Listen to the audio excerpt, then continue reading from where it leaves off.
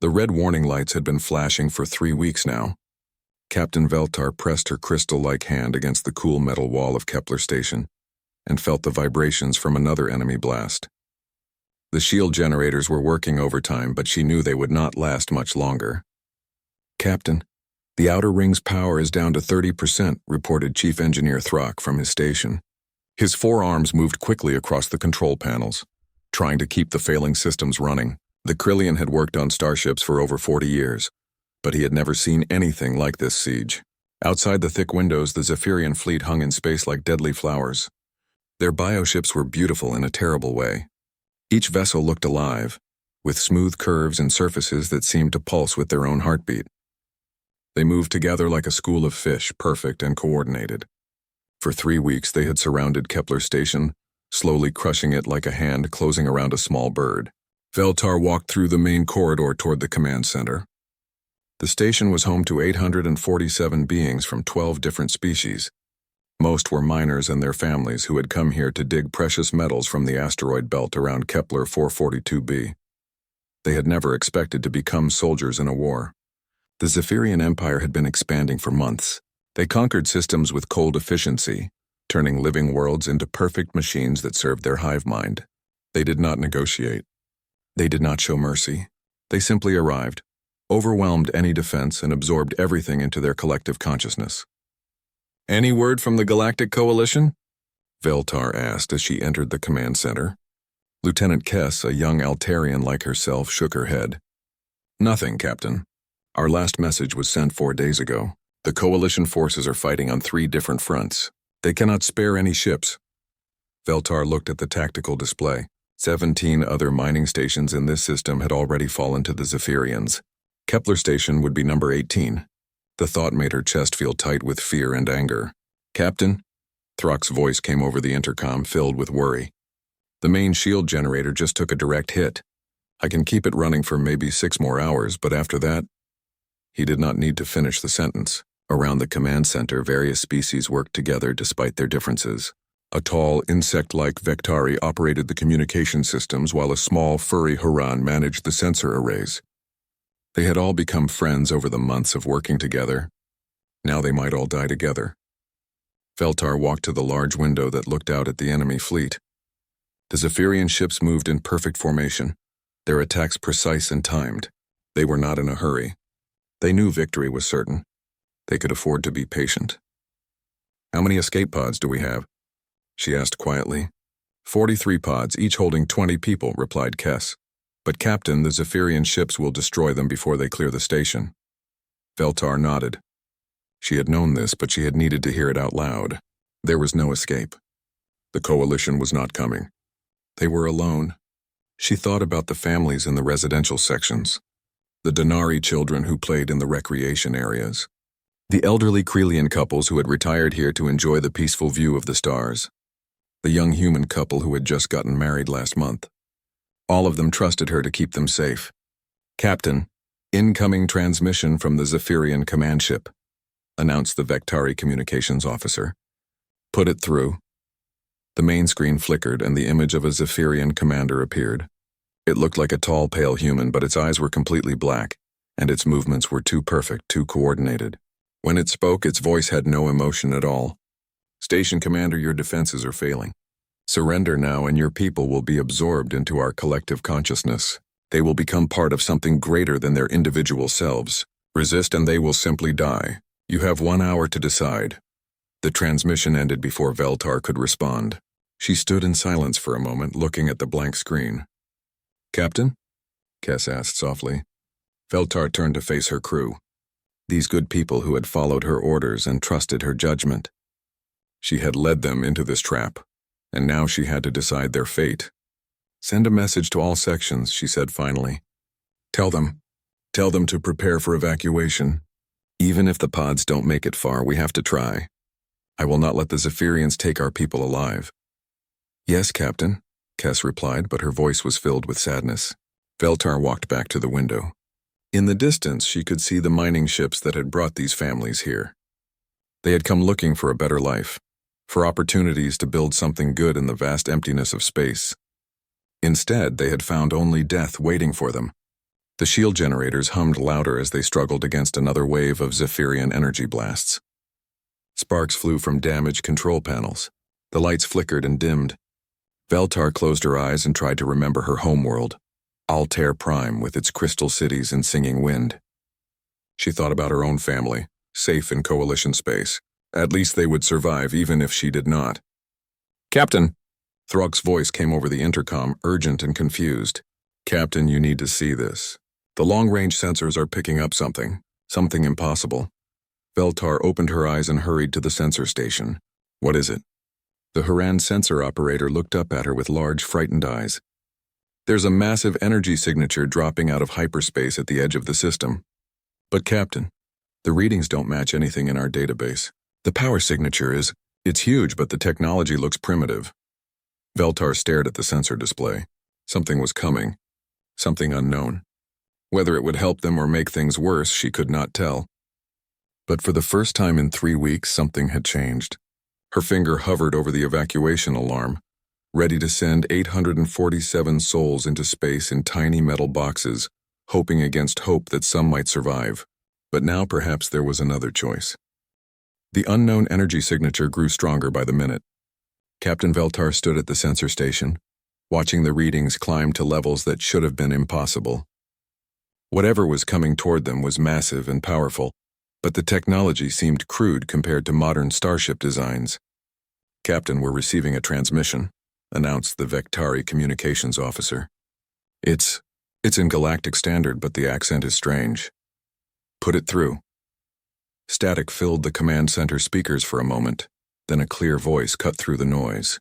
It was confident and warm, with an accent none of them had heard before. "Kepler Station, this is Captain Sarah Chen of the UES Righteous Fury. We received your distress call. Sorry we're late. We had to make a quick stop to pick up some friends." Veltar looked around the command center. Her crew stared back at her with confusion and hope. None of them had heard of this ship or its species. "Unknown vessel," Veltar replied. "This is Captain Veltar of Kepler Station. We are under siege by Zephyrian forces. Our defenses are failing. Can you assist?" "That's why we're here, Captain. Sit tight. We're about to make some noise." The transmission ended, and suddenly the long-range sensors exploded with activity. The single energy signature split into dozens of smaller ones. Ships were dropping out of hyperspace all around the system's edge. "How many vessels?" Veltar asked. The Haran sensor operator's fingers moved quickly over his controls. 37 ships, Captain." "No, wait, 41. The count keeps changing. They're still arriving." On the main screen, the tactical display showed the newcomers moving toward Kepler Station at incredible speed. But their approach was nothing like the careful, coordinated movements of the Zephyrian fleet. These ships seemed to move with wild energy, some breaking formation to scout ahead, others weaving back and forth like excited animals. "Captain," the communications officer called out. "The lead ship is broadcasting on all frequencies. They're singing? Singing? Listen to this." The speakers crackled to life with a sound none of them had ever heard in space warfare. It was loud, rough music with a heavy beat, and over it voices shouting words in languages they did not recognize. But somehow the emotion was clear. It was anger and determination and joy all mixed together. "What are they?" whispered Kess. Through the telescopes, they got their first clear look at the approaching fleet. The lead ship was enormous, easily 3 times the size of the largest Zephyrian vessel. But where Zephyrian bioships were smooth and elegant, this newcomer looked like it had been built for war and nothing else. Its hull was covered in thick armor plating that had been patched and repaired many times. Weapon batteries stuck out from every surface like the spines of some giant metal beast. There were no smooth curves or artistic designs. Everything about it said one thing: this ship was made to fight and to survive. "Captain," reported the sensor operator, "I'm detecting massive kinetic launchers and what appear to be nuclear missile tubes. This is primitive technology, but the power readings are off the charts." The Zephyrian fleet had noticed the newcomers too. Their perfect formation shifted slightly as they turned some ships to face this new threat. Their movements were still coordinated and precise, but Veltar thought she detected something that might have been uncertainty. "Incoming transmission from the human ship," announced the communications officer. "Human?" Veltar had heard of humans. They were a young species that had only recently achieved faster-than-light travel. The Galactic Coalition had made contact with them a few years ago, but most people considered them too primitive to be important. Captain Chen's voice filled the command center again. Kepler Station, you might want to hold on to something. We tend to make a bit of a mess when we work.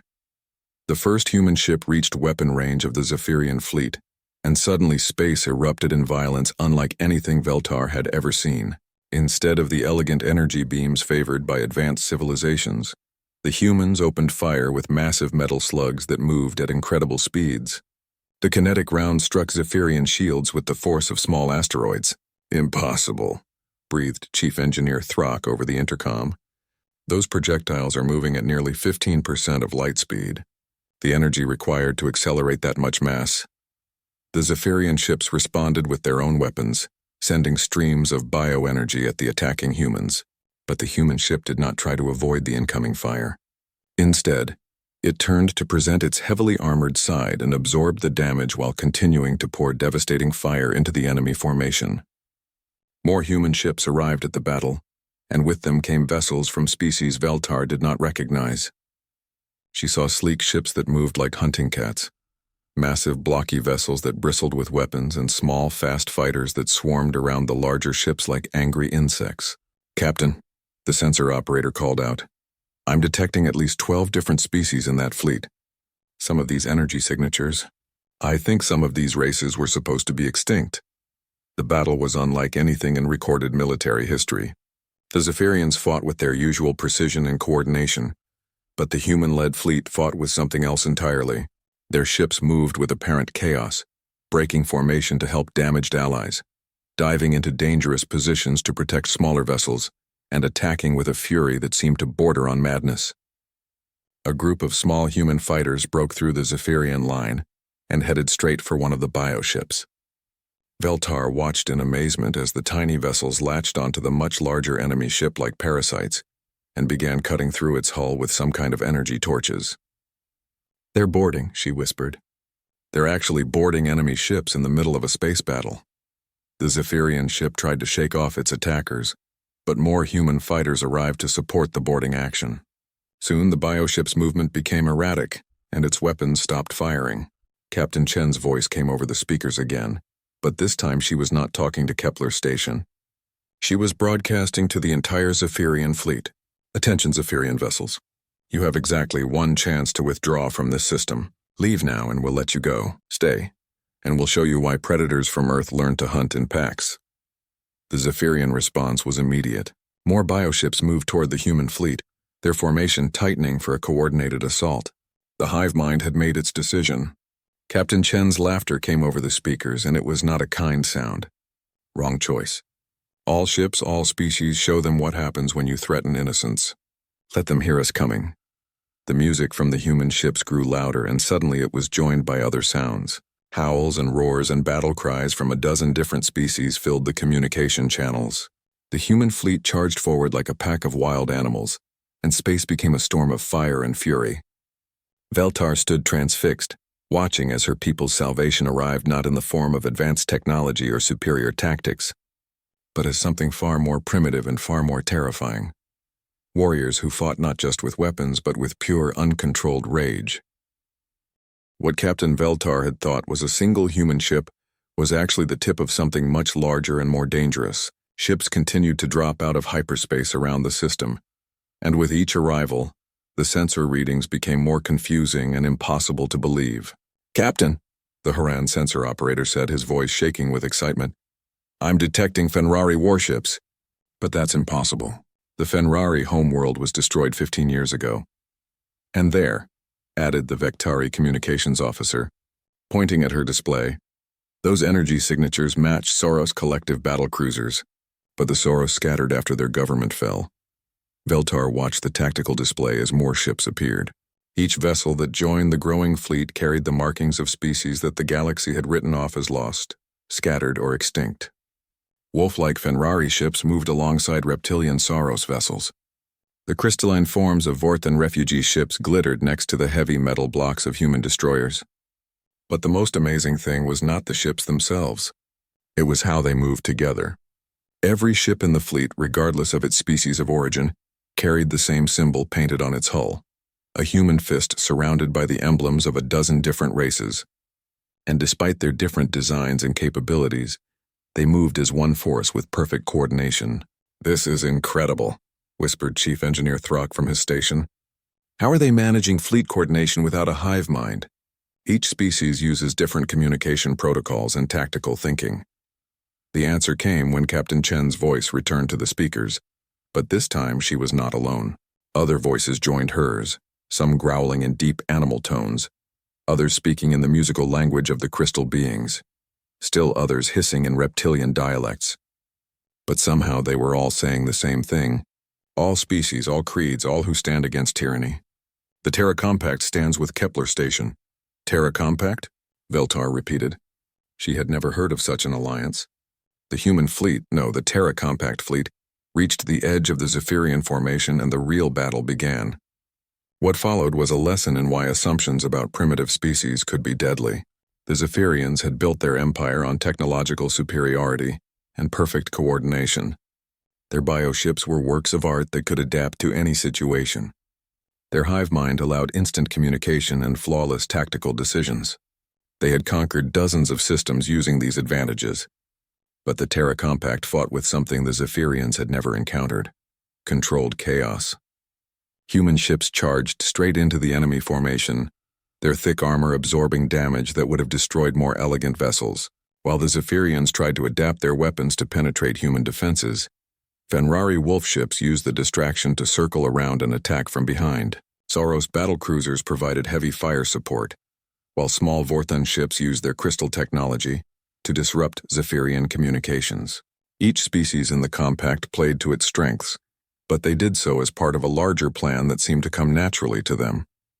There was no visible command structure, no complex communication network. They simply fought together like they had been doing it for years. "How is this possible?" Veltar asked, watching a damaged human destroyer break formation to shield a smaller Fenrari ship from enemy fire. The human vessel took terrible damage, but the Fenrari ship survived and immediately moved to protect another ally. "They're not fighting like a military fleet," observed Lieutenant Kess. "They're fighting like a family." The Zephyrian formation, which had seemed so perfect and unbreakable just minutes before, began to crack under the assault. Their bioships were designed to face predictable enemies, who fought by established rules. The Terra Compact followed no rules except one: protect your pack. A group of human fighters broke through the Zephyrian line and headed straight for Kepler Station. For a moment, Veltar feared they were under attack from both sides. But the human ships took up defensive positions around the station and began targeting any Zephyrian vessel that got too close. "Kepler Station, this is Commander Martinez of the UES Guardian Angel," came a new voice over the speakers. "We're setting up a defensive perimeter around your position. Just sit tight and let us handle the ugly ones outside." Through the windows, Veltar could see human fighters weaving between the station's damaged sections, their weapons firing constantly at approaching Zephyrian ships. One fighter took a direct hit and began spinning out of control, but instead of trying to escape, the pilot aimed his damaged ship at a Zephyrian vessel and rammed it at full speed. "Did he just?" Kess started to ask. "Suicide attack," confirmed Throck grimly. "But look at the result." The destroyed Zephyrian ship had been the lead vessel in a formation about to attack the station's reactor section. With its destruction, the other bioships lost coordination and became easy targets for the defending human fighters. More human ships moved into position around Kepler Station. Some were massive vessels that could have housed thousands of crew members. Others were small, fast ships designed for hit-and-run attacks. All of them placed themselves between the station and the enemy, creating a wall of metal and weapons that the Zephyrians could not break through. But the most impressive sight was what happened when the Terra Compact ships took damage. Instead of withdrawing for repairs, damaged vessels were immediately surrounded by others of their kind. Engineers in spacesuits swarmed over damaged hulls, making repairs while the battle continued around them. Ships shared power, ammunition, and crew members without hesitation. "Captain," the communications officer called out, "I'm picking up internal communications from the Terra Compact fleet. They're using at least 8 different languages, but somehow they all understand each other." "Translation software?" suggested Kess. No, the officer replied. I think they actually learned each other's languages. All of them. Veltar stared at the tactical display as the full scope of what she was seeing became clear. This was not just a military alliance. These species had somehow formed a true community, with humans at the center but everyone contributing equally. The largest Zephyrian bioship, a living vessel the size of a small moon, began moving toward the Terra Compact fleet. Its massive form pulsed with bioenergy, and weapons ports opened along its entire length. This was the Zephyrian command ship, and it was preparing to end the battle with overwhelming force. But Captain Chen's voice came over the speakers again, and this time there was something new in her tone. Not just anger or determination, but a cold fury that made Veltar's crystal skin tingle with fear. All ships target the command vessel. Time to cut the head off the snake. Remember what they did to New Fenris. Remember the Soros colonies. Remember every world they've taken. The entire Terra Compact fleet turned toward the massive bioship like a pack of predators focusing on their prey. And for the first time since the battle began, Veltar heard something in the Zephyrian communications that she had never heard before. Fear. The massive Zephyrian command ship dominated the battlefield like a living mountain. Its bioorganic hull pulsed with internal light, and weapon ports opened across its surface like the eyes of some ancient god.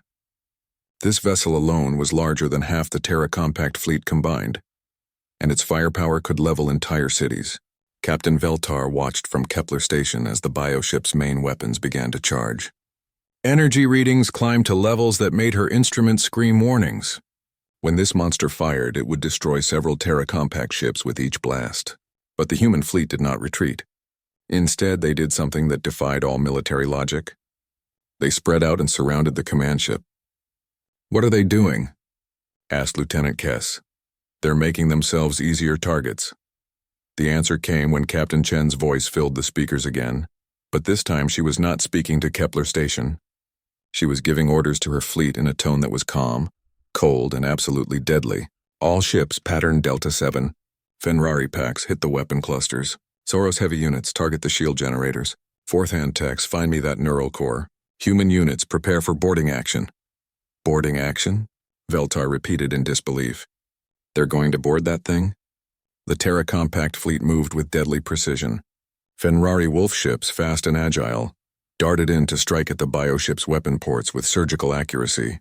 Their attacks were not meant to destroy but to blind and confuse. Soros battlecruisers, built like floating fortresses, pounded the massive shields with continuous fire, and the small crystalline Vorten ships did something that made Veltar's instruments go wild with impossible readings. "Captain," the sensor operator called out, "the crystal ships are interfering with the command vessel's neural networks. They're jamming a living ship's brain." The Zephyrian command ship shuddered as its perfect coordination began to break down. Weapons fired randomly. Shield sections flickered. The smooth organic movements became jerky and confused. That was when the human ships struck. They came in fast and low, using the bioship's own massive size to hide their approach. Instead of trying to destroy the vessel with weapons, they attached themselves to its hull like metal parasites. Cutting beams carved through organic armor, and suddenly space around the command ship was filled with small figures in armored suits.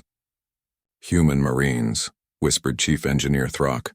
"They're actually going inside that thing." Through the telescopes, they could see the human boarding parties working their way into the bioship's interior. Each Marine was encased in powered armor that moved like a second skin, carrying weapons that seemed too large for any humanoid to handle. They moved in small groups, covering each other as they disappeared into holes they had cut in the enemy's hull. The Zephyrian command ship began to convulse as the boarding action progressed. Internal explosions lit up its translucent sections and some of its weapon batteries went silent. But the bioship was not defenseless. It began to seal the breach points and flood invaded sections with toxic gases. "Those humans are going to die in there," Kess said quietly.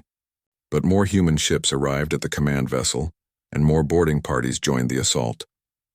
When one breach was sealed, they cut two more. When sections were flooded with poison, they simply moved to different areas. The humans seemed to have no fear of death, only determination to complete their mission. Captain Chen's personal ship, a smaller vessel bristling with weapons and cutting tools, approached the bioship's command section. Through the clear sections of the organic hull, they could see the ship's neural core. a massive brain-like structure that coordinated the Zephyrian hive mind. "All units, this is Chen." Her voice came over the speakers, and now it was filled with the sound of weapons fire and alarms. "I'm going for the headshot. Keep those weapon clusters busy." Chen's ship latched onto the command section like a metal tick. Cutting beams carved a hole large enough for assault troops, and suddenly the bioship's neural core was under direct attack. What followed was a battle unlike anything in recorded history.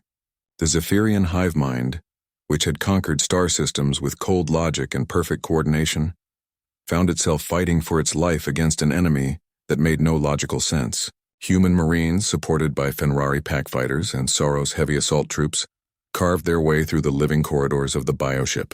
They faced organic weapons that grew from the walls, living ammunition that sought them out like hunting animals, and environmental traps that tried to digest them alive. But they kept moving forward. "Captain," the communications officer announced, "I'm picking up transmissions from inside the command ship. The humans are broadcasting on all frequencies. Let me hear it." The speakers filled with the sounds of battle. Weapons fire, explosions, shouted orders, and something else. The humans were singing again. Even as they fought for their lives in the belly of an alien nightmare, they were singing their war songs. The bioship's movements became more erratic as the boarding parties reached critical systems. Entire weapon clusters went offline. Shield generators failed in sequence. The massive vessel, which had seemed invincible just minutes before, was being killed from the inside by a few hundred humans and their allies. "Impossible," breathed the Vectari communications officer. "How are they doing this?" "That ship has internal defenses that should stop any boarding action." The answer came when they heard Captain Chen's voice from inside the enemy vessel. She was speaking to someone, presumably the Zephyrian commander.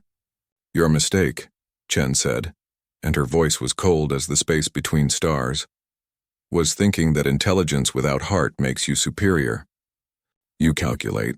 We care, you optimize. We sacrifice. You conquer. We protect." There was a sound like thunder from the command ship's neural core, and suddenly the massive biovessel stopped moving entirely. Its weapons fell silent. Its shields collapsed. The perfect coordination that had made the Zephyrian fleet so deadly simply vanished. Without the command ship's guidance, the other Zephyrian vessels began to scatter. Some tried to retreat toward the edge of the system. Others attempted to regroup around smaller command units. But the Terra Compact fleet was ready for them. Human ships, damaged but still fighting, pursued the fleeing bioships with relentless determination. Fenrari wolfpacks hunted down stragglers like their namesakes. Soros battlecruisers blocked escape routes with walls of fire. But it was what Captain Chen did next that truly terrified the surviving Zephyrians. Her voice came over all communication frequencies, broadcasting to every Zephyrian ship in the system and beyond.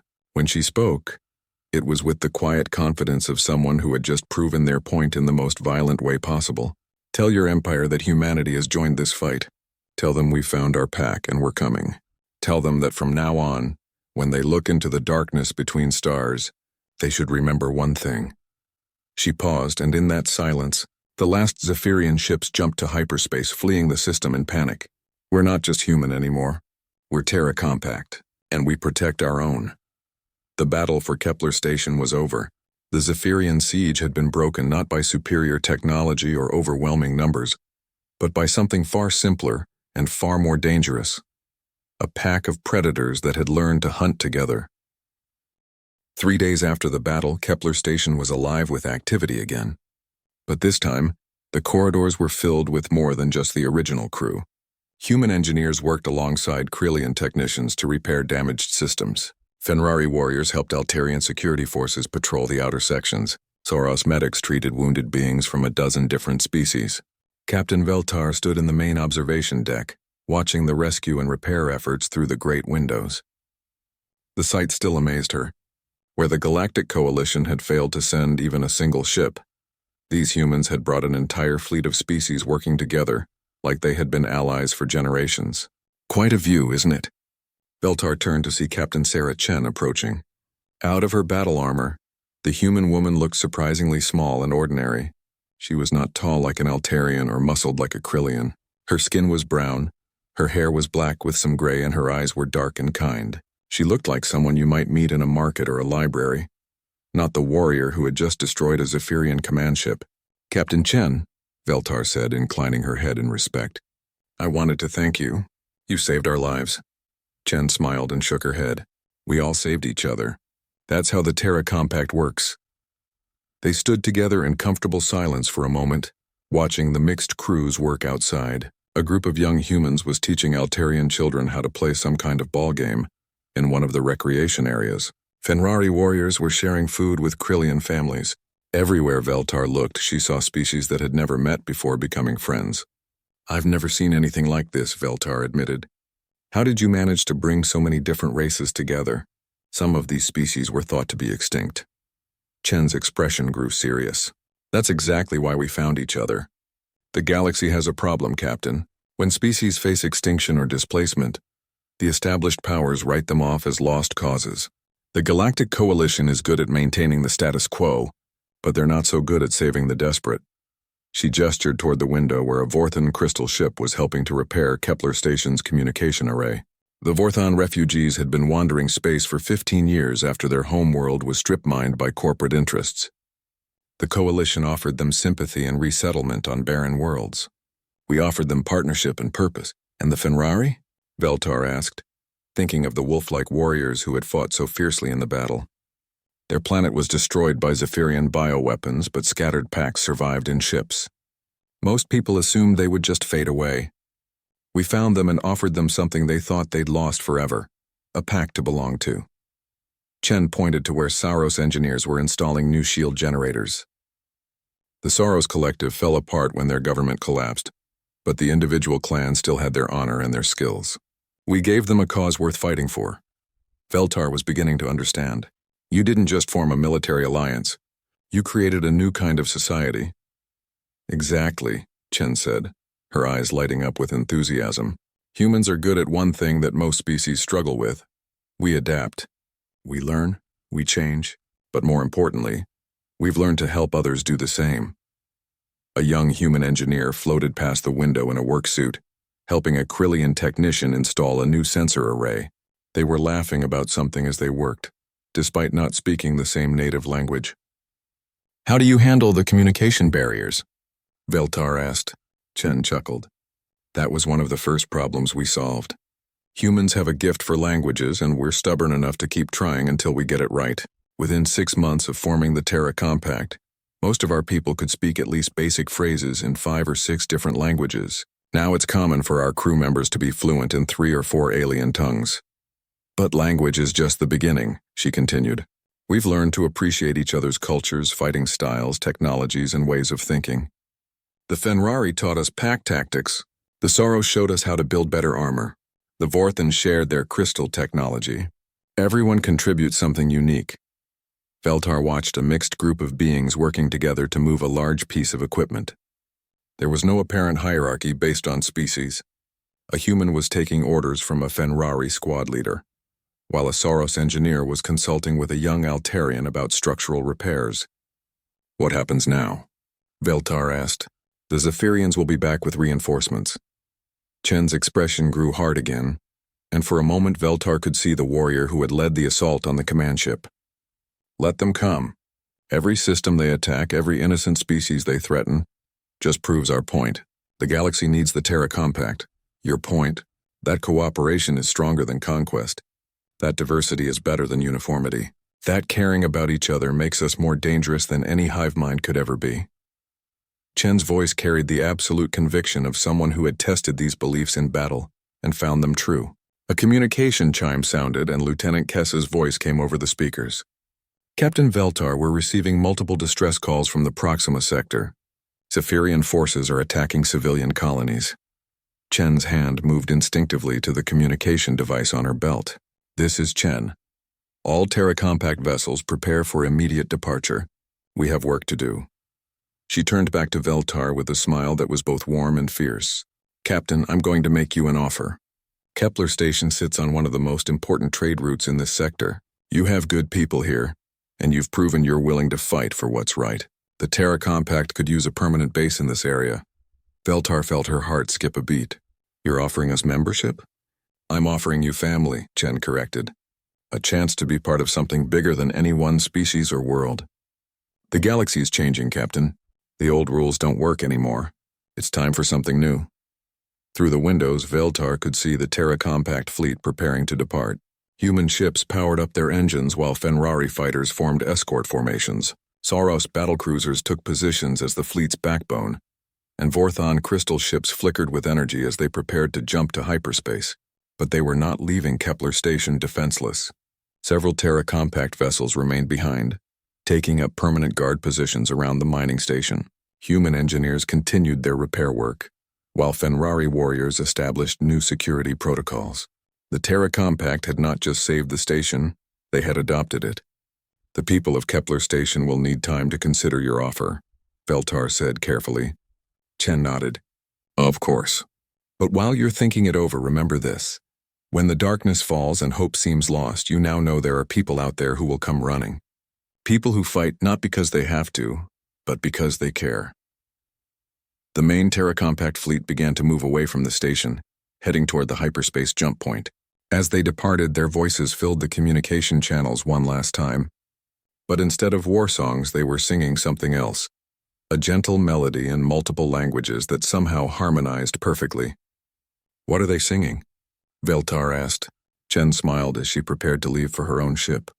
An old human song about going home. But we've taught it to all our species now. Because no matter where we came from originally, the Terra Compact is home for all of us. As the fleet jumped to hyperspace, carrying their message of hope and defiance to another threatened world, Veltar stood alone in the observation deck. Around her, the station hummed with new life and new possibilities. For the first time in weeks, she was not afraid of the future. The Terra Compact had shown her something amazing. That the galaxy's greatest strength was not in the advanced technology of the Coalition or the perfect coordination of the Zephyrians. It was in the simple act of different species choosing to stand together, to protect each other, and to face the darkness as one family. Outside, the stars shone brighter than they had in years.